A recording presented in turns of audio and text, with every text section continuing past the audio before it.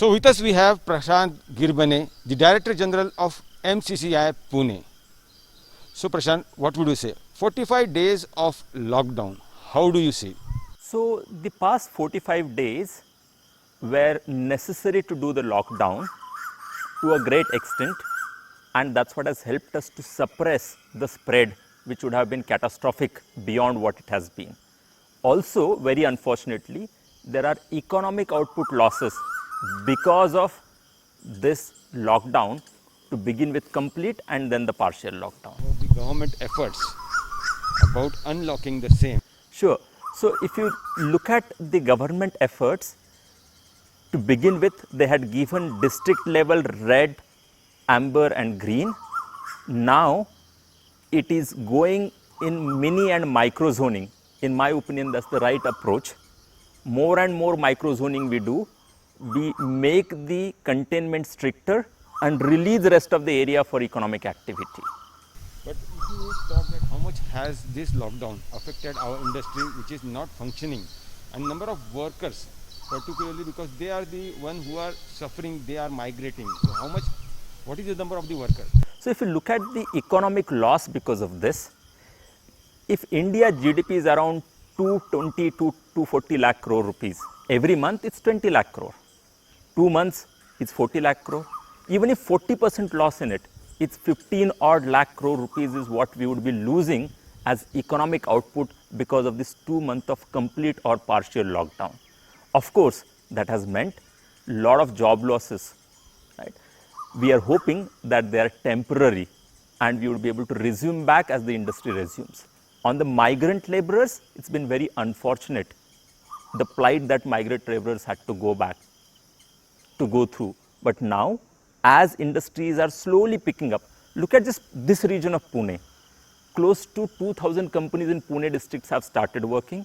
Close to 80-90,000 people are directly working, and close to 2.5 lakh people are directly and indirectly working. So as it slowly picks up, the migrant laborer would be able to join back the workforce. Whatever the government is doing, are the efforts enough? And what do you suggest? What should the government do? To begin with, government came up with a welfare package of 1.7 lakh crore rupees. RBI came up with support package to help liquidity in 2 different tranches. Beyond that, the government should look into the following things. Number 1, for migrant laborers, there needs to be a support system, as well as there needs to be a system to bring them back in work, and for that, if we need to make certain allocations, we need to make those monetary allocations. Number 2, for MSMEs, there is a need to do the wage and salary support for those who are already working, non-migrant laborers that are already there. For them, the ESIC, where you have 80,000 crore rupees, you don't need to charge them for next couple of months. PF, why just limit it to few companies? Give that benefit to wider set of MSMEs and give higher working capital at a lower interest rate so that MSMEs are able to support the laborers. Beyond that, government needs to give larger credit guarantee so that banks transmit the rate reduction downwards to the MSMEs for whom it is intended. One last thing, beyond the liquidity measures, government needs to pick up the investment in infrastructure at a time when the private sector would take some time to ramp up its activities. I think those are the fiscal things that the government got to do now. But there are some non-fiscal things, which means things that government can do, should do, which doesn't have monetary impact. Last couple of days, we have heard many states talking about labor reforms. But for a couple of reforms that are debatable, most reforms are very welcome because they would bring the burden of compliances down, which would mean more investment, more jobs, and more workers would benefit out of it. So those are the fiscal and non-fiscal measures is what government should take up as soon as possible. And as of now that the workers, arrangements are being made that the migrating workers be taken back to their villages. Is it the right move at the right time? It's a humanitarian thing now. Migrant workers also are workers, the same human being like you and I. They are longing to go to their hometown, and that should not be stopped if that's what they are doing. However, we have realized, we have seen, we have observed in and around this region that as some of the economic activities are picking up, the outflow of migrant laborers has reduced to that extent. And hence, we are hoping that soon as the economic activities pick up, we would be able to bring back the migrant laborers with some support from the governmental system.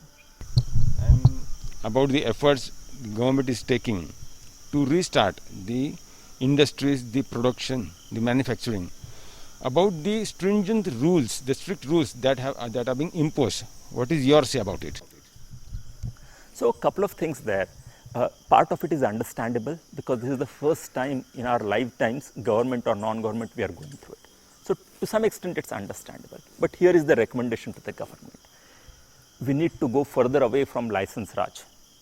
We need to ensure that there is self-certification. There is less and less licensing required. There is less and less permissions required so that businesses take charge of their operations. And if businesses are operating, they have every incentive to make sure that they further take care of their employees. And hence, less permit, less license Raj is what we would recommend to governments at all levels, especially the local level. Like you said, that the industry owner should also take care. Absolutely. What would you suggest? What kind of thing they should do so that the social distancing, some of the measures that are imbibed in their workers, so that there is no spread of coronavirus in their premises? Thank you, Pankaj. I think that's a very important question, right? There is also some responsibility on us.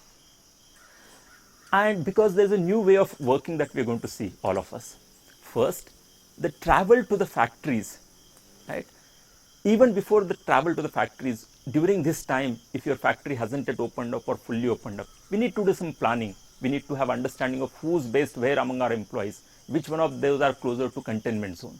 Bit of planning. Number two, as employees come to the factory, it's a lot better to put them in your own vehicle. I know that's a bit more cost than otherwise, but that's going to help in safety and security.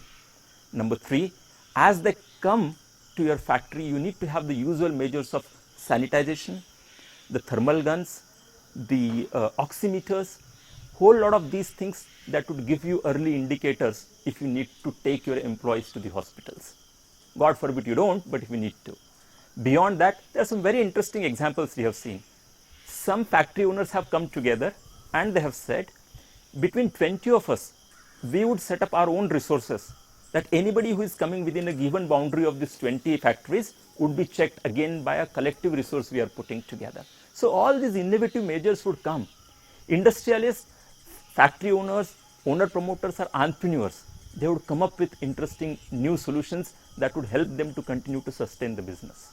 And you also mentioned that there is a silver lining for India, that our GDP will have a positive impact after this COVID. So relatively, all of this is relative. Even India is going to lose, let's say, approximately on a crude manner, 15 odd lakh crore rupees as we see today, right? However, percentage loss on our GDP is lesser as compared to many other countries. India growth story is still intact in a relative sense. There is a large opportunity to bring in investment from the neighboring countries to India, right? All of those opportunities do exist as compared to the other countries, and hence we need to grab those opportunities and give impetus to the growth. So this was the Director General of Maratha Chamber of Commerce, Industries and Agriculture in Pune, and he said that yes, government efforts should be applauded. Whatever has happened, but yes, we need to move forward. We need to unlock so that economy starts positively on the positive sides, so that the migrant workers who are going back to their villages, to their natives, are brought back. This is Pankaj Khelkar in Pune for India Today.